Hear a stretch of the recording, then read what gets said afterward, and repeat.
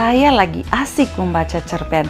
Mungkin Anda pernah membaca sebuah cerpen atau ingin menulis kisahmu dalam sebuah cerpen, tapi bingung bagaimana kategori cerpen atau jenis cerpen seperti apa yang akan Anda tulis, berapa lembar atau berapa kata seharusnya dalam penulisan cerpen. Nah, itu dia yang perlu kita ketahui tentang cerpen. Ikuti materi saya hari ini.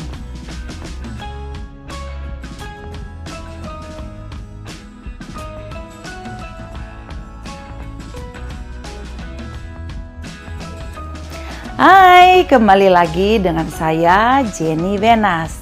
Kali ini tetap masih dalam pembahasan mengenai bahasa Indonesia dan khusus materi kita hari ini adalah jenis-jenis cerpen. Nah, itu dia materi kita hari ini. Dan pada pembahasan saya sebelumnya, pada channel konten saya sebelumnya, kita sudah membahas mengenai pengertian cerpen, ciri-ciri cerpen, ciri-ciri kebahasaan cerpen, unsur intrinsik ekstrinsik cerpen, nilai-nilai kehidupan cerpen, struktur cerpen. Nah, itu dia materi saya sebelumnya. Anda boleh melihat dulu sebelum dengarkan materi ini. Tapi jangan kemana-mana dan jangan lupa like, subscribe ya untuk saya. Baiklah, lanjut pada pengertian cerpen. Apa yang dimaksud dengan cerpen? Cerpen adalah kisahan pendek atau kurang dari 10.000 kata yang memberikan kesan tunggal yang dominan dan memusatkan diri pada satu tokoh dalam satu situasi atau pada suatu ketika menurut KBBI edisi kelima. Nah, ada juga pengertian cerpen dari para ahli. Habib Yasin misalnya. Cerpen adalah sebuah cerita pendek yang memiliki bagian terpenting yakni perkenalan, pertikaian, serta penyelesaian tentunya ya dalam cerpen. Selama ini mungkin kita hanya tahu kalau cerpen hanyalah sebuah cerita pendek. Nah, sebelum kita membaca atau menulis cerpen, perlu diketahui bahwa cerpen memiliki beberapa jenis supaya Anda tahu sebelum membaca atau menulis. Nah, ini dia.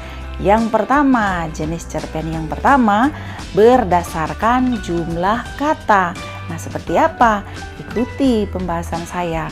Nah, ini 3 jenis cerpen berdasarkan jumlah katanya.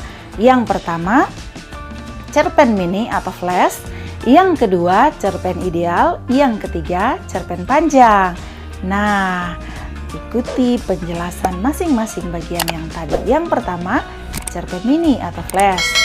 Cerpen yang memuat jumlah kata antara 750 sampai 1000 kata. Penulisannya biasanya to the point, tidak menggunakan penjelasan atau deskripsi yang bertele-tele. Nah, itu dia. Yang kedua, cerpen ideal. Cerpen yang memuat jumlah kata antara 3000 sampai 4000 kata. Ini adalah gambaran cerpen pendek yang ideal. Dari segi jumlah kata, bahasa, dan isi termasuk ideal karena lebih mudah dipahami dan juga jumlah katanya ya sesuai ya.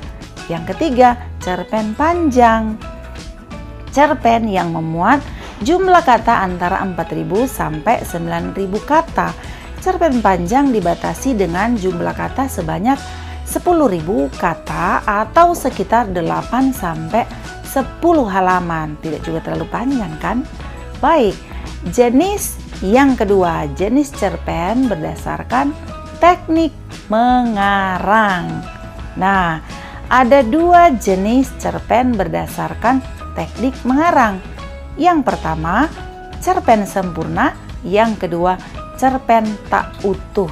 Nah, ini dia penjelasannya. Yang pertama, cerpen sempurna atau well-made short story. Nah, seperti itu bahasa Inggrisnya kira-kira. Cerpen ditulis dengan fokus pada satu tema. Plot sangat jelas dan ending atau akhir cerita yang mudah dipahami. Bersifat konvensional atau ditulis berdasarkan realita yang ada. Nah, cerpen jenis ini mudah untuk dipahami. Yang kedua, cerpen tak utuh atau slice of life short story. Nah, seperti itu bahasa Inggrisnya. Cerpen ini tidak berfokus pada satu tema. Alur kadang tidak terstruktur, bersifat kontemporer atau ditulis berdasarkan gagasan atau ide orisinil dari pengarang. Cerpen ini biasa disebut cerpen ide atau cerpen gagasan. Nah, agak sulit dipahami oleh pembaca awam tentunya. Baik, jenis cerpen yang ketiga.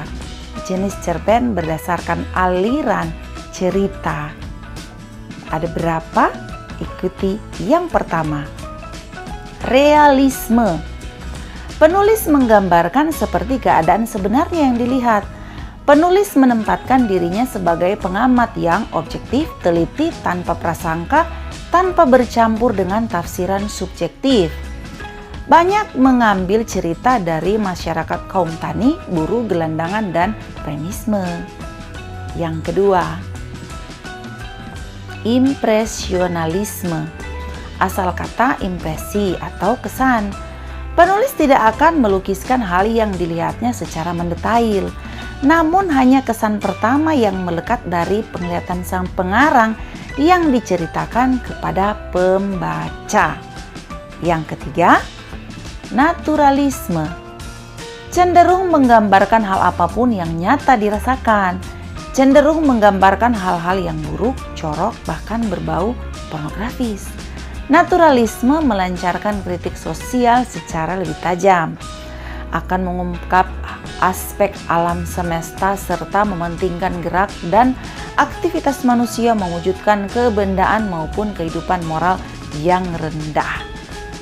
Keempat, neonaturalisme merupakan bentuk aliran baru atau lanjutan dari aliran naturalisme, di mana aliran ini muncul karena adanya realisme yang dianggap tidak mampu menyatakan ekspresi jiwa pengarang, kurang mengekspresikan hal secara ekstrim.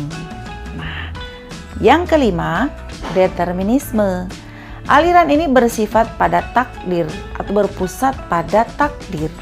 Aliran ini berpendapat jika kemelaratan yang dialami seseorang maupun sakit yang diderita oleh seseorang bukanlah takdir, melainkan karena pengaruh lingkungan. Seperti itu. Yang keenam, ekspresionalisme. Aliran di mana penganutnya mampu mengenali manusia hingga pikiran dan perasaan yang paling dalam, kesedihan, kesengsaraan, dan hawa nafsu. Penulis seolah-olah masuk ke dalam tokohnya. Aliran ini menjadikan pengarang sebagai pemain yang subjektif yang turut menyatakan apa yang menjadi dirinya pada setiap cerita yang ditulis. Yang ketujuh, romantisme. Aliran yang memfokuskan pada perasaan, lebih sering mengukur segalanya dengan intuisi dan perasaan tanpa otak. Wow, mementingkan penggunaan kata-kata indah serta pengandaian atau di alam mimpi. Nah, seperti itu. Yang kedelapan, idealisme. Aliran romantisme yang mendasarkan cita-cita atau ide si penulis semata. Jenis ini akan memandang jauh ke depan masa mendatang dengan segala kemungkinan yang diharapkan akan terjadi. Karya ini biasanya indah dan menawan. Nah, begitu. Kesembilan, surrealisme. Berusaha menggambarkan suatu dunia mimpi tanpa mengarahkan maksudnya, sehingga pembaca didorong untuk memberikan penafsiran mereka sendiri. Nah, penggambaran cerita umumnya lompat-lompat, sehingga sulit untuk dipahami. Seperti apa? Pembaca banyak menafsirkan sendiri pada aliran jenis ini. Nah, itu dia. Kalau Anda sebagai penulis, Anda tafsirkan sendiri ya, walaupun endingnya masih dalam tanda tanya. Nah, itu dia penjelasan saya mengenai 3 jenis cerpen. Yang pertama berdasarkan jumlah kata, yang kedua berdasarkan teknik mengarang, yang ketiga berdasarkan aliran cerita. Nah, seperti itu. Sudah tahu kan, dalam jenis-jenis cerpen ada 3 jenis besar yang perlu Anda pelajari untuk Anda ketahui apabila Anda menulis atau membaca sebuah cerita pendek. Jangan kemana-mana. Jangan lupa like, subscribe, nyalakan lonceng, dan berikan komentar yang positif untuk membantu saya dalam mengembangkan channel saya ini. Terima kasih semuanya dan sampai jumpa pada konten saya selanjutnya.